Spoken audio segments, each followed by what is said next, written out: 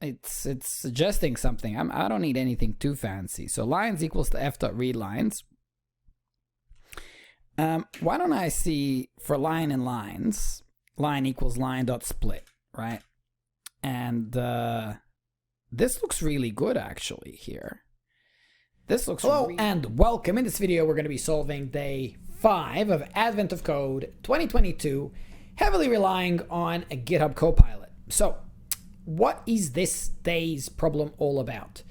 I'm going to try to post a picture of the 9 stacks. Effectively, you can imagine 9 piles. In those piles, you can imagine, let's say, each the blocks, and each one of those is a letter, because that's what's in the problem. And the way that you would move them around is you would move one at a time. Initially, that is the problem. Later, you can move stacks of letters, but you move them one at a time. So the first part of this problem is really modeling those 9 stacks in code. And the second part is writing functions that manipulate the stacks. Interestingly enough, the first easy part, which is just, naming letters in a particular order to be in a particular stack, was very difficult. I couldn't get it done automatically by Copilot. I even tried ChatGPT. The second part that is all about creating functions that manipulate them, remarkably worked really well. So check it out and tell me what you think. So here we are in day 5. In essence, I will summarize the problem as you're having a collection of stacks where you move items one by one from one stack to another. And so if we do instructions like move 1 from 2 to 1, so you're going to move the D and put it on top of that, like that. And so where we're going to start with this problem, if I open the input a new tab, is with this. And I have a confession to make. For about an hour before this recording, I was playing around with, hey, surely I could just get either GPT Chat or Copilot to model these for me. And I tried to explain what's going to happen when you move them, what they are. I guess maybe the formatting, because this is not a monospaced font in GPT Chat. I tried in Copilot as well. And it does give you functions to move from stack to stack, models the stacks as lists, uses pop in general, but not the actual populating of the stacks, which is seemingly an easy problem. So we are going to start solving this with me essentially going into the input, taking this and populating the stacks like this. So the stacks are going to be, it's going to be a dictionary where each key is this and each value is that. With that in mind, we can then create a function that does the moving, right? So we can read this line by line and then operate on that function. The question for day 1, once you figured out the dynamic, is, perform the input, do all of these moves, and then state the top letter in each. So currently it's G, C, M, V, D, blah, blah, blah. So you're just going to put that in after shuffling through absolutely everything.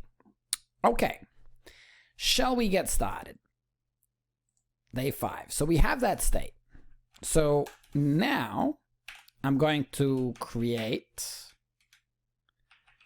a function called move with parameters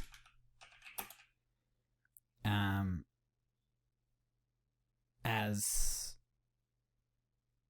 num items, comma, from stack to stack. Yeah, I think that's cool. So def move, number of items, great. Now let's see, create a loop that iterates. So to stack.append, right?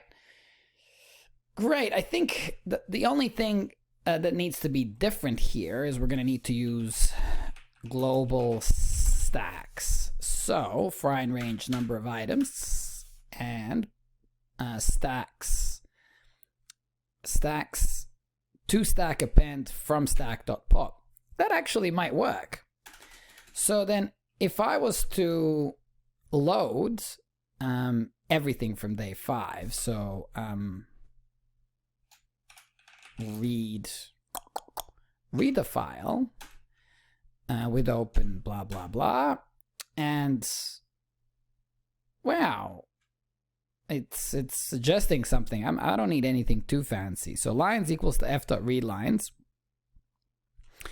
Why don't I see for line and lines, line equals line.split, right? And this looks really good actually here.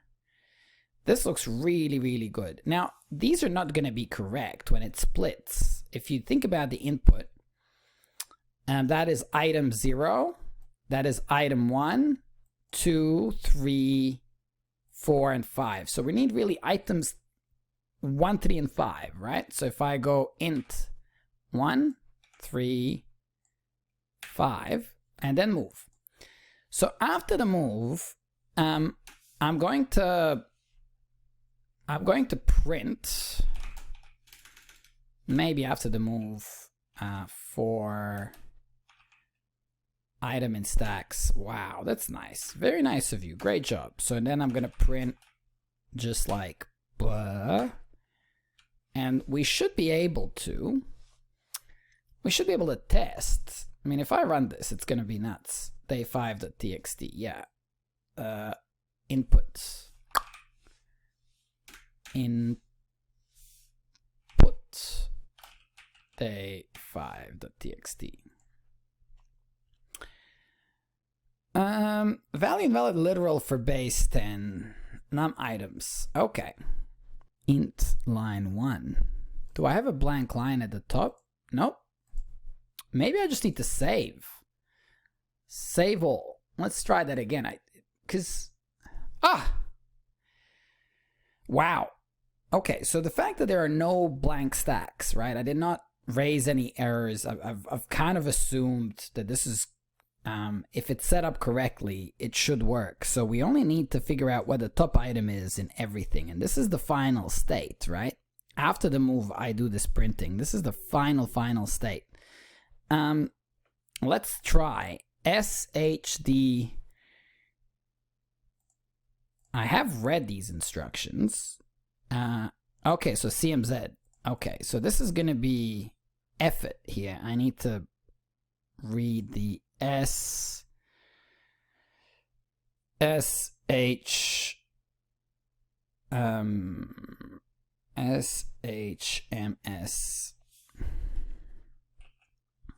We'll do caps. shms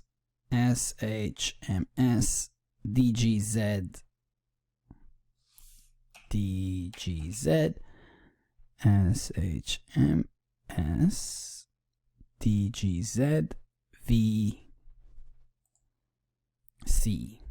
Okay. dgz vc.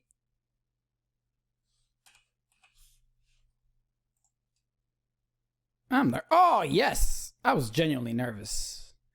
Okay, great. Continue to part 2.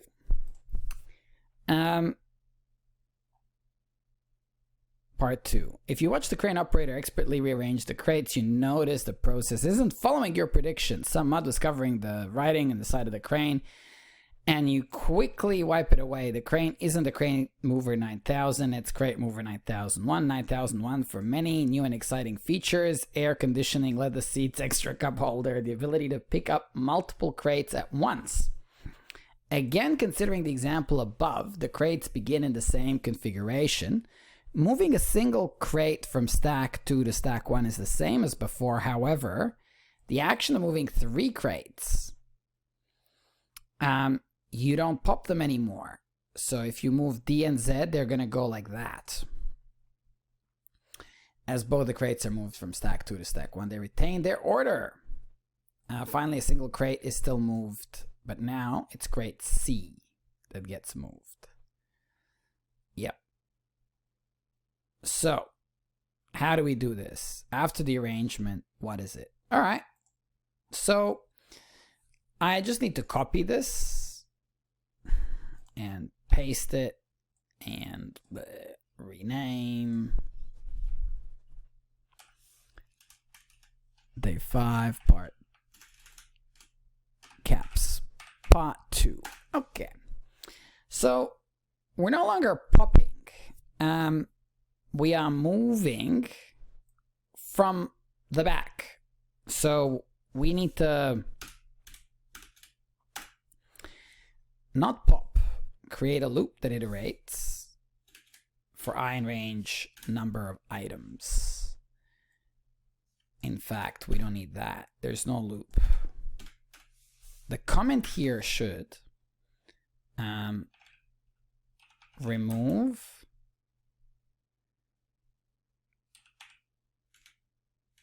num items from the from stack and add them to the to stack. Okay. Now this is interesting. Dot extend.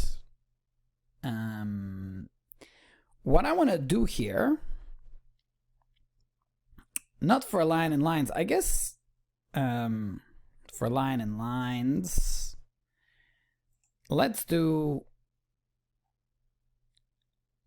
give ourselves a little bit of a break here. Count equals to 0. Count plus equals 1. And I'll just say if count greater than 5, break. Okay. I've done this so that I could like inspect essentially what's going on. So if we run this 5 iterations, I have no idea why this didn't clear properly, but it's fine. So here's the instruction. Move 1 from 3 to 5. Okay, 1 is not a problem, but now move 5 from 5 to 4. So that's the instruction received. That is 5. So you're going to essentially go TLDZM and tack TLDZM to the end of 4, and there it is. So it seems to be doing exactly what's necessary.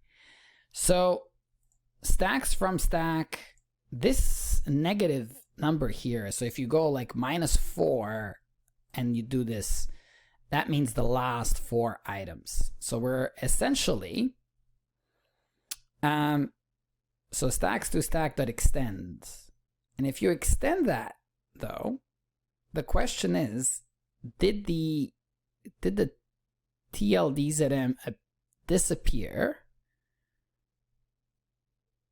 So go from 5, move 5 from 5 to 4. So that's 5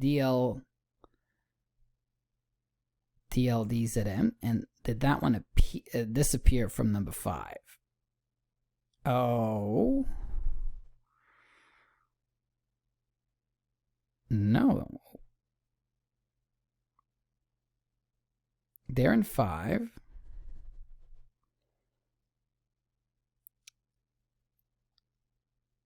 Not too sure this is really working.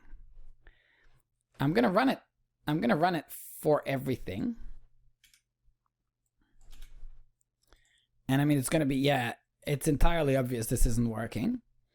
So it's adding it correctly, but it is not removing. So the extent here is working, and that is the to stack. And remove items from the from stack is not happening. Stacks from stack.